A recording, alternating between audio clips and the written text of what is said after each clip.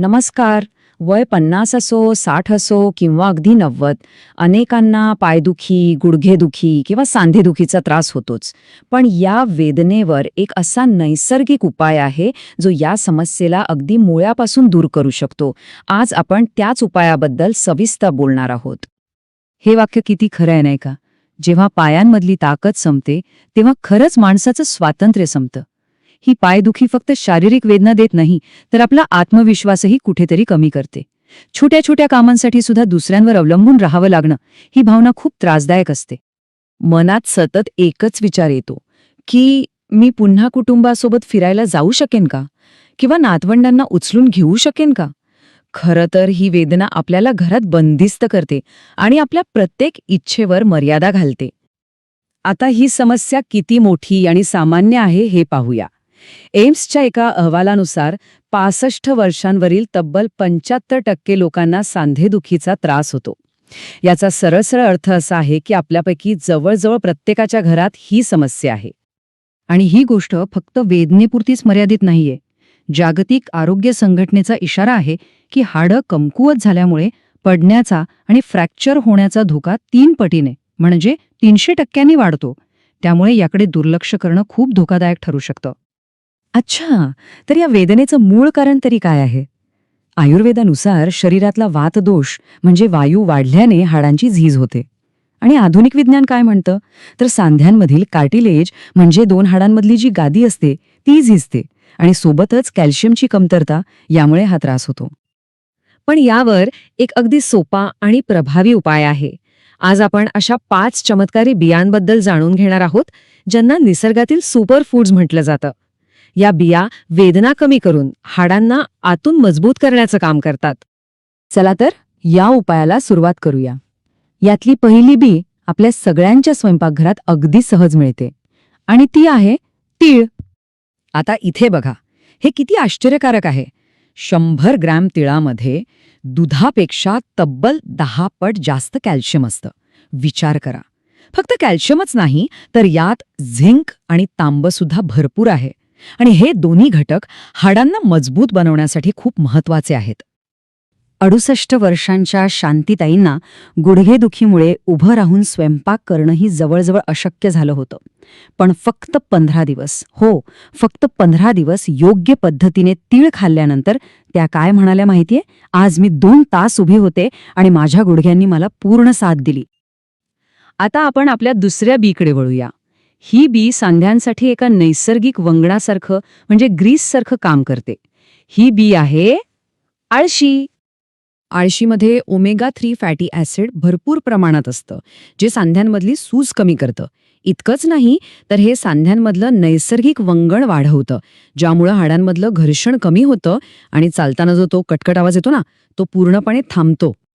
70 वर्षांचे प्रसाद काका, त्यांच्या गुडघ्यांमधनं चालताना इतका आवाज यायचा की लोक अक्षरशः मागे वळून पाहायचे.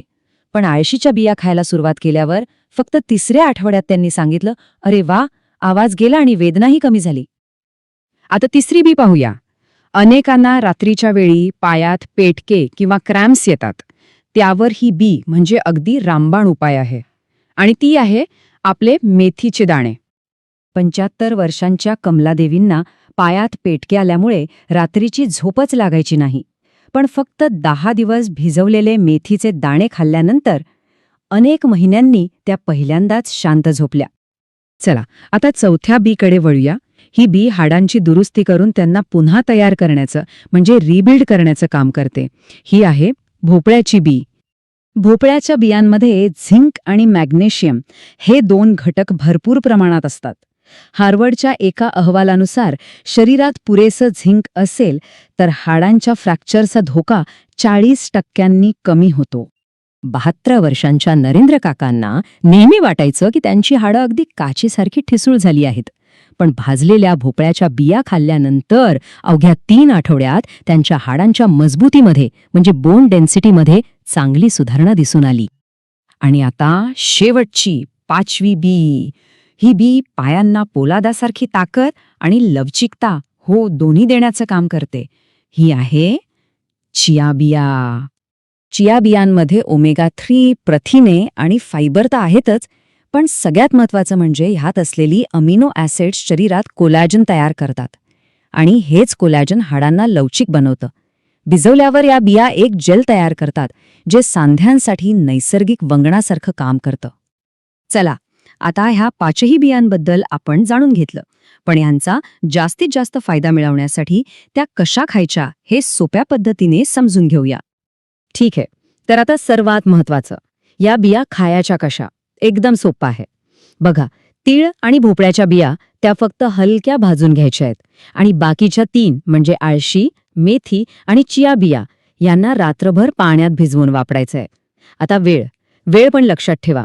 तीळ, मेथी आणि चिया बिया सकाळी रिकाम्या पोटी खाल्लेल्या उत्तम. आळशी नाश्त्यासोबत घ्या आणि भोपळ्याच्या बिया दुपारच्या नाश्त्याच्या वेळी खा. असं केलं की याचा परिणाम खूप चांगला मिळतो. पण थांबा, ह्या बियांचा प्रभाव अनेक पटींनी वाढवण्यासाठी आयुर्वेदाने 2 अगदी सोपे नियम सांगितले आहेत. चला, ते पाहूया. पहिला नियम आहे, ह्या बिया कधीही कच्च्या खाऊ नका.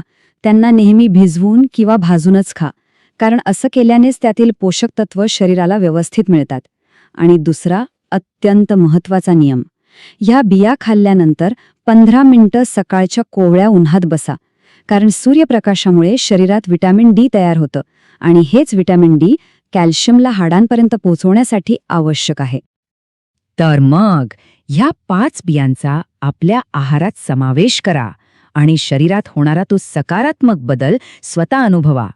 आजच सुरुवात करा आणि वेदनामुक्त जीवनाकडे आपलं पहिलं पाऊल टाका.